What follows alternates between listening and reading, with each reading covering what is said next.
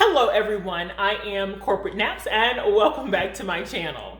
Today I am going to address a comment that was left on a previous video, and it was actually a question. One of the things that was asked by a subscriber by the name of WM, and I'll put the name at the bottom of the screen here, was can I do a video on how to avoid smells and mildew? Full disclosure here, I have never had an issue with smells and mildew, so all I can do is give you some insight into the things that I do as a part of my routine that may be assisting in my not having those issues. So this is not something that has been an issue for me, and so I have not come up with specific things that have helped me along the way to get rid of it. Again, just items that are a part of my routine. Before we get started, if you like this type of content, be sure to thumbs up and of course, leave me a comment below. If you have not already subscribed, be sure to do so. And when you do, hit that little bell so that you'll be notified whenever I upload a new video. For those who want to see a closer, more in-depth look at my Microlocs, be sure to join me on my Instagram page. The information on where to find me on Instagram is listed above in the banner as well as in the description box below. So let's go. The first thing that I will say is that I don't cook smelly items with my hair uncovered. I know that may sound crazy to some people. However, when you are cooking breakfast in the morning, where there may be meat smells and eggs and things of that nature, and you're doing that every morning, the same way that it gets in your clothing, it will get in your Microlocs. And so you can use whatever you tie your hair up with at night to cover your hair. You can use some type of bonnet, scarf, whatever the case may be. And while that may not seem like enough to keep a smell out, it actually does help.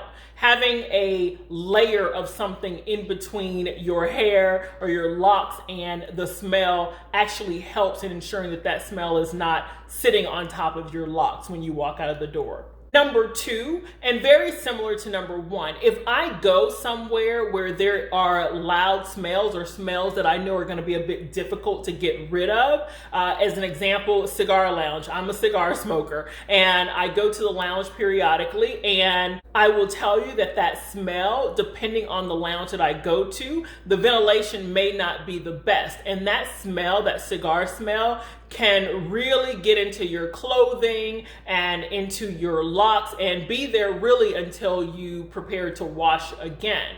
So typically when I walk through the door, I'm literally taking my clothing off and putting them in my laundry room, and I then grab dryer sheets. I mentioned this in a previous video. I use bounce dryer sheets to actually take away the smells that may be in my lock. If it's something as strong as, again, cigars, or if you happen to be around somewhere where someone is smoking in general, even cigarette smoke, this will help to get the smell out of your hair. I take dryer sheets, maybe 2 or 3 total, and one at a time I go all over my head from root to end and making sure I'm working through sections or small sections, and I take the dryer sheet, wrap it around that hair, and just kind of bring it down to the end of my locks.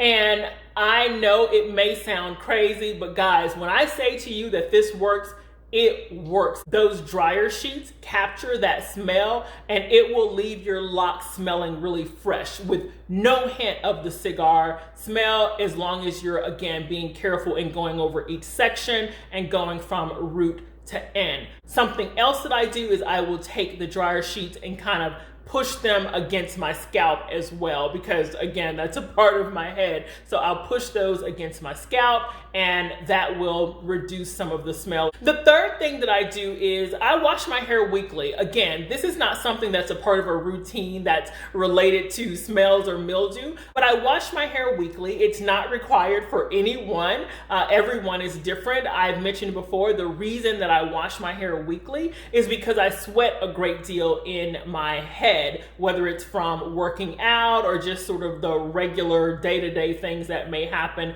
that may have me sweating a bit more. And that sweat tends to hold a certain smell. Now, other people won't see it. They won't even know that it's there, obviously, and they can't even smell it. However, I smell it and I just don't like leaving that smell on my hair, as well as having the sweat sort of sitting in my roots, in the root area, and just leaving it without and trying to cover it up with moisturizers or what have you. I like to just wash it and get that out of my hair. Number 4 is I dry my hair either outside while I'm out and about. So I will wash my hair and go out and about and do whatever I'm going to do for the day, or I sit under the dryer. Those are the 2 ways that my hair dries the most. And what I mean by that is, yes, I may allow my hair to be damp and walk around the house and let it dry some while it's damp, and I mean barely damp. But in terms of how it is dried most of the way, it is from being outside in the air, whether that's summertime, wintertime, whatever the case may be. We all have our thoughts about going outside with wet hair in the winter, but it's either from that outside air or under the dryer. That's how the majority of my hair, or that's how my hair dries a majority of the way before I am inside and maybe letting it dry the rest of the way damp. Now, some people will tell you don't go outside with your locks wet. I don't know where that comes from. I wouldn't be able to survive if that were the case, because I usually wash my hair and I'm gone and I go out, especially if I am going to not set a particular style. But yeah, I go outside and I have had no issues. As a matter of fact, usually for whatever reason, my hair dries really quickly when I'm outside. Usually once I come back in the house, it's smelling its freshest at that point. I actually prefer that to doing it under the dryer. Typically, the only reason I'm under a dryer is if I'm setting my hair on rollers, or I have maybe braids in and I want to allow the braids to dry most of the way under the dryer. So if that is a thing for people about those with locks shouldn't go outside to let their hair dry, that is something that I don't subscribe to. It's, again, I'm over 5.5 years now and have had no issues with smell or mildew or anything as it relates to my going outside in order to have my hair dry a majority of the way. Number 5 is a bit controversial for sure. Many people will tell you don't go to sleep with your hair wet. I agree with that to a certain degree, but there are times, while it's not a regular thing for me, there are times where my hair is going to be wet when I go to sleep. For instance, if I get under the dryer and I still have rollers in, I'm letting it dry the rest of the way in the house, I've gotten it dry most of the way under the dryer, and it's time for me to go to sleep, I am going to go to sleep.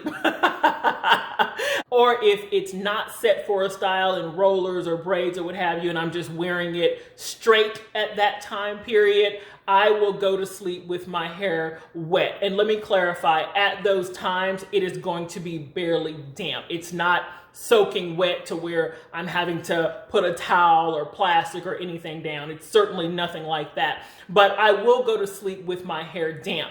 Here's the thing, because I'm very cognizant of the fact that it's wet, I actually move around a bit differently while I'm asleep, which I think may help as well in this process. But I move around in the sense of, because I know that my locks are wet, I will take them and literally switch sides at night or sleep mostly in a certain position to where the locks are getting air to them, or one side is getting air to them. And sometimes that means taking the locks and actually, as I switch sides or maneuver my head, actually taking them and spreading them out so that the air, if you will, in the room can get to them and it can be dry by the time I wake up in the morning. And usually I'm dry by the time I wake up in the morning. The only time, or the only section that may not be dry, is maybe on my sides because I've been actually lying on those areas. And the 6th and final thing would be careful with the products that you use. You know, with locks, that's just a common thing to discuss. You know, I am all about as much or as many natural products as you can have when it's related to your locks or your micro locks. I tend to moisturize with things like I'll have a heavier oil like a coconut oil or an extra virgin olive oil. I will have things like jojoba oil, which again are your heavier oils, and I will use my essential oils inside of that. So your tea tree, your rosemary, your lemon, your peppermint, all of those things. And that is, of course, the way that I moisturize my hair in a spritz bottle or spray bottle, and I pour a certain amount of water in there. I don't have a specific concoction or measuring concoction, I should say. I just make sure that it's heavily water and my oils are included, and just kind of to feel or to touch, if you will, vision, adding my essential oils and other oils to that water bottle. And I just spray the locks thoroughly. It's also important when you're looking at what you're using to shampoo and condition your hair. Some people will tell you that conditioners are okay. I'm fine with conditioners. I'm not okay with very heavy, thick, creamy conditioners. That is something that I just think naturally will get caught up in our locks, and so I try to avoid it. Yes, there are times where I have and will use them. That's usually when I am traveling and I don't have my items with me, and I'm in a situation where I've been on the beach or I'm traveling way longer than I anticipated, and so I need to wash my hair and I use what's in the hotel. So those instances I do, but it is certainly not a regular item. I will tell you, get a conditioner that is clear or one that you can dilute heavily with water. If you have to use a very creamy conditioner, try to dilute it as much as you can with water, shake it up really good, and then use the conditioner in that way. I think that's a way to avoid that buildup. And that also goes for your setting lotions and whatever you're putting on top of your hair to hold your styles. Be sure that you're not using overly creamy lotions or anything that's going to provide a hold. Try to use items that are clear, and keep in mind those setting lotions.